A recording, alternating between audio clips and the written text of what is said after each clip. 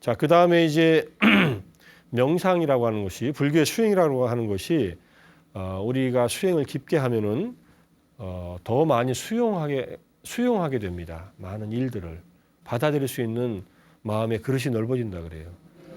명상은 이렇게 얘기를 합니다. 명상, 불교 수행은 자기가 갖고 있는 그릇을 넓히는 작업이다. 본래 그릇은 이 컵보다 작은지도 몰라요. 본래 그릇이라는 게 아니라 우리가 지금 있는 그릇이. 이것을 점점 넓혀요. 그래서 밥그릇만큼 넓히고 세수대야만큼 넓히고 욕조만큼 넓히고 작은 연못만큼 넓히고 이게 넓어지면 넓어질수록 그 안에 소금의 양은 비슷하다 그래요. 소금은 한 주먹 있어요. 이 소금은 우리가 지난 시간에 말한 굴욕의 어떤 우리의 경험들입니다. 고통스러운 경험, 씁쓸한 인생의 그런 경험들이에요. 그만큼 양은 같은데 그릇이 작으면 어떻게 되겠어요? 그 안에 소금이. 그릇이 작으면 그냥 소금 덩어리만 남아있겠죠. 근데 그릇이 점점점 넓어지면서 거기에 맑은 물이 많이 채워진다. 그러면 소금이 똑같은 양이 있어도 별로 영향이 없겠지요. 마음이 마치 호수만큼 넓다. 백두산 천지만큼 넓다. 바다처럼 넓으면 안 돼요. 바다는 소금물이니까. 호수에 비유해서 담수에. 거기다가 소금을 한 주먹 집어넣어봐야 그 물의 그 염도가 올라가지 않습니다. 거의 영향을 안 줍니다. 그래서 더 수용적이 된다는 말은 자기 마음에 그런 어떤 충분한 공간이 생긴다는 그런 얘기입니다. 그리고 덜 방어적이게 돼요. 남이 나를 뭐 기분 나쁜 소리를 해도 당장 반응을 안 합니다. 아, 저 사람이 무슨 이유가 있겠지. 저게 나한테 또 저렇게 또 싫은 소리 하네. 뭐 내가 뭘 잘못했어? 이렇게 방어적이게 돼가지고 자기를 이렇게 차단하는 그런 마음을 덜 쓴다는 얘기예요. 이것은 수행의 힘입니다. 이 수행은 자기가 해야 돼요. 그리고 기도도 수행 중에 하나이고 불교적인 수행들은 이러한 마음의 그릇을 크게 하는 일입니다. 근데 이것만 가지고 그런데 쉽게 우리의 문제들이 다 해결되지는 않습니다. 소금은 여전히 소금으로 남아 있어요. 우리 마음은 항상 커져 있는 상태가 아닙니다. 이게 아주 신축성이 너무 좋아요. 어쩔 때는 바늘 하나 꼽을 자리도 없고 어떨 때는 온 세상을 다 받아들여도 다 포용할 수 있는 그런 힘이 있는 게 마음이에요. 마음이 점점 수축돼 가지고 적어질 때는 이건 치료자의 도움을 받아야 됩니다. 상담자의. 그런 계기들이 내 마음 안에 작동하고 있어서 점점 마음을 좁게 만들어버립니다. 그래서 나름대로 치료자의 도움을 받아서 상담가나 전문가의 도움을 받아서 내가 왜 이렇게 좁아지는 쪽으로 가고 있나 하는 것을 확인을 해 가면서 그걸 극복해야 된다. 이런 얘기입니다.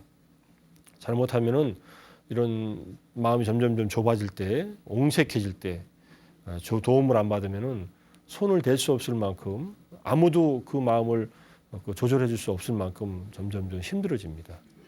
그러면 그 어느 누구하고도 단절돼 버리고 고립돼 버리는. 그래서 우울증이 심해지면은 누구의 얘기도 안 듣습니다. 그리고 자기 혼자서 자기 판단성에 빠져가지고 그냥 고립돼 버리고 말아요. 그러기 전에 주변 사람들이 또는 자기 스스로가 어려울 때는 뚫고 나가는 도움을 청해야 된다. 사람이 살면서 다른 사람의 도움을 받을 수 있는 그런 조건이 된다는 것은 굉장히 다행스러운 일이에요. 육체적인 고통, 통증뿐만 아니라 마음이 아플 때도 도움을 받아라. 이런 얘기를 하는 겁니다. 몸이 아플 때는 의사들이 굉장히 필요하죠. 그죠? 마음이 아플 때도 필요하다는 얘기입니다. 우리가 절에 와서 기도를 하고 또 스님들을 뵙고 또 법문을 듣고 공부를 하면서도 풀어지는 문제가 있지만은 그렇게 해서 풀어지지 않는 정도로 마음이 점점 힘들어지면은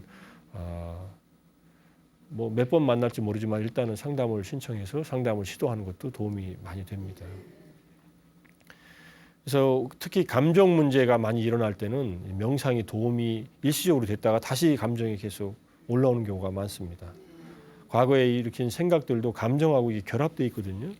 그래서 감정이 지나치게 폭발해 올라온다 할 때는 이게 도움을 받아야 된다 이런 얘기를 하고요.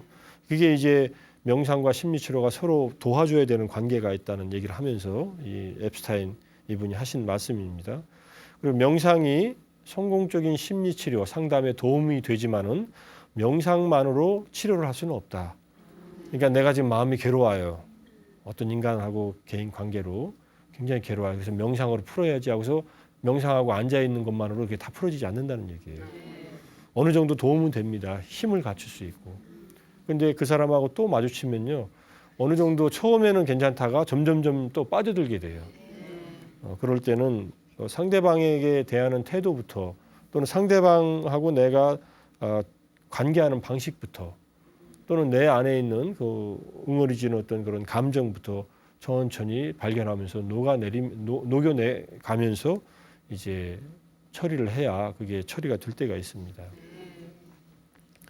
그래서 명상만 가지고 심리치료 상담의 효과를 다 볼 수는 없다 이런 얘기를 합니다. 이제 제가 이제 명상을 지도하고 있는데 상담을 하다가 상담하는 분이 내담자한테 뭐 굳이 환자라고는 안 하고 내담자한테 당신은 상담을 하면서 명상을 하는 것도 도움이 되겠다 추천을 해서 오는 분들이 있어요. 명상과 상담을 같이 하는 거죠. 상담으로서 풀 문제는 상담으로 풀고 또 명상으로 내면의 힘을 갖출 부분은 내면의 힘을 갖추면서 같이 진행하면은 서로 굉장히 상승하는 효과를 볼 수가 있습니다. 예. 그 다음에 불교는 그 상담을 해가지고 일상적인 삶으로 사람을 복귀시키는 정상적인 사회 활동을 하는 것뿐만 아니라 인간의 근본 문제를 다루고 있습니다. 불교 자체가 상담으로 다 해소된 어떤 그 관계의 문제들, 정서의 문제들이 다 풀어졌다고 해도 인간이 갖고 있는 근본 문제들은 또 일어나게 되어 있습니다. 그게 무슨 문제예요? 그게 생사의 문제예요, 사실은.